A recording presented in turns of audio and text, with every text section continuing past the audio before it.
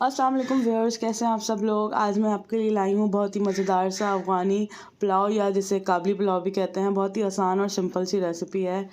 आप ज़रूर बना के ट्राई करिएगा और मुझे बताइएगा, अपना फ़ीडबैक दीजिएगा कि आपको कैसा लगा। बहुत ही कम इंग्रेडिएंट्स में बन जाएगा ये और बहुत ही सिंपल और मज़ेदार है। चलें इसको बनाना सीखते हैं कि कैसे बनेगा। इसके लिए लिया है मैंने हाफ़ केजी मटन। आप इसको चिकन या बीफ में भी बना सकते हैं। ओरिजिनल तो ये बीफ में बनता है, पर मैंने इसका मटन यूज़ किया है, तो आप कुछ भी यूज़ कर सकते हैं जो आपको पसंद हो। तो हाफ़ केजी इसमें गया है मटन और 2 से 3 गिलास पानी जाएगा इसमें, या इतना कि जिसमें गोश्त अच्छा सा गल जाए। और साथ ही इसमें जाएंगे कुछ खड़े गरम मसाले, जिसमें है दालचीनी और 2-3 इलायची, 5-6 लौंगे और 1 टीस्पून जाएगा इसमें ज़ीरा। साथ ही इसमें जाएगी 1 टेबलस्पून जिंजर गार्लिक पेस्ट।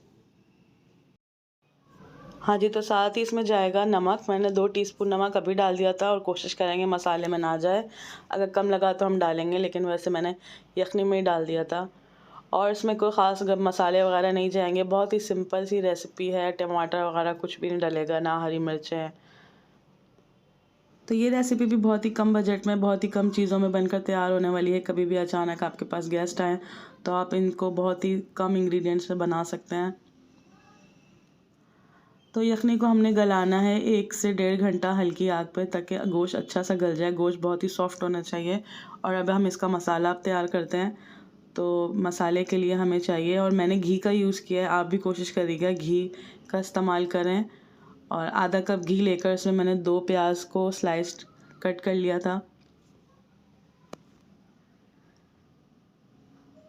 हर खानों में ऑयल डलता है, तो ऐसे रिच खाने और ट्रेडिशनल खानों में अगर घी का हम यूज़ करें तो बहुत ही अच्छा फ्लेवर आता है। हाँ जी, इधर हमारे प्याज ब्राउन हो रहे हैं और अब मैं यखनी को देख लूँगी। तो यखनी के लिए हमारा गोश्त को मैं देखूँगी कि अच्छा सा गला है कि नहीं, क्योंकि इसमें बहुत ही सॉफ्ट और अच्छा गोश्त गलना चाहिए हमारा। तो गोश्त देखें बहुत ही अच्छे से गल चुका है। इसको मैंने टेस्ट कर लिया था। आप चाहें तो इसकी बड़ी बोटी भी रख सकते हैं, पर मैंने छोटी ली है। जो प्याज हमारे ब्राउन होने लगे थे उसमें अब मैं गोश्त डाल दूँगी और साथ गोश्त को 2 मिनट फ्राई करूँगी। प्याज हमने पहले कम ब्राउन किए थे, ताकि गोश्त के साथ भी हमारे कुछ ब्राउन होंगे।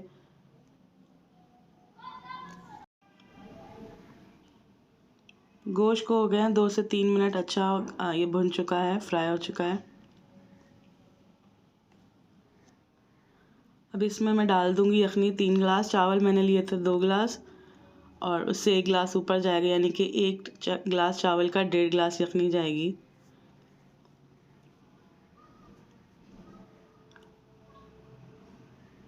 यखनी डालने के बाद अब मैं थोड़ी सी रेजिन्स और किशमिश और गाजर वगैरह को फ्राई करूँगी, जो हमारा ऊपर ड्रेसिंग के लिए भी हो जाएगा और बीच में भी हम डालेंगे। तो घी मैंने यूज़ किया, 2 टेबलस्पून घी में मैंने किशमिश लिया जितनी आपका दिल चाहे, और गाजर को जूलियन कट्स कर लिया है। कुछ बादाम भी लिए हैं। ड्राई फ्रूट आप जो भी आपके पास अवेलेबल हो या जो भी आपको पसंद हो वो डाल सकते हैं। और साथ ही इसमें मैंने 1 टीस्पून ब्राउन शुगर डाली है। इससे बहुत अच्छा कुछ मीठा सा फ्लेवर आएगा। तो आपके पास अगर ब्राउन शुगर ना हो तो आप सफ़ेद चीनी का भी इस्तेमाल कर सकते हैं।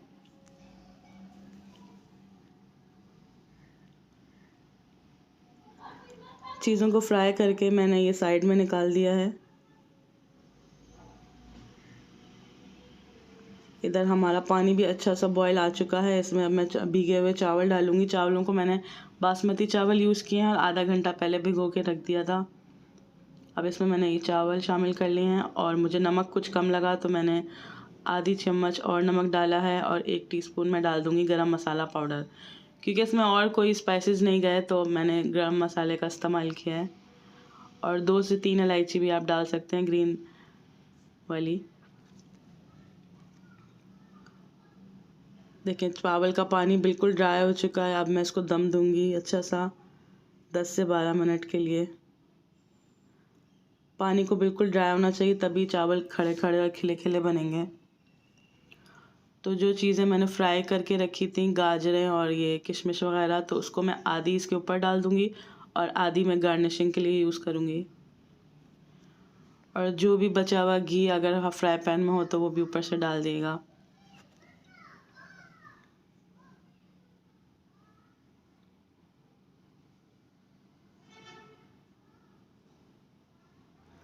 बस जी ये सब करके मैंने कपड़े से इसको अच्छा सा दम देना है 10 से 12 मिनट हल्की आग पर।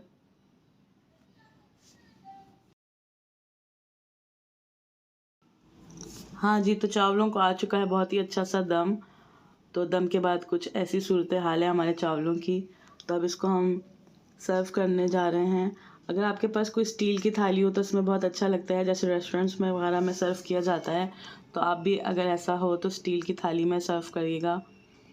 और साथ ही इसके आप मिक्स सैलेड भी रख सकते हैं, और ग्रीन चटनी के साथ मैंने तो रखा है।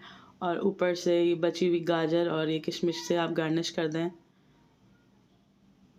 बहुत ही अच्छा लगेगा, आपके मेहमान भी खुश हो जाएंगे, बल्कि घर में ही दावत हो जाएगी। कमेंट सेक्शन में बताइएगा आपको मेरी रेसिपीज़ कैसी लग रही हैं। और अगर आपको मेरी रेसिपीज़ अच्छी लगे तो मेरे चैनल को लाइक शेयर एंड सब्सक्राइब कर दिएगा।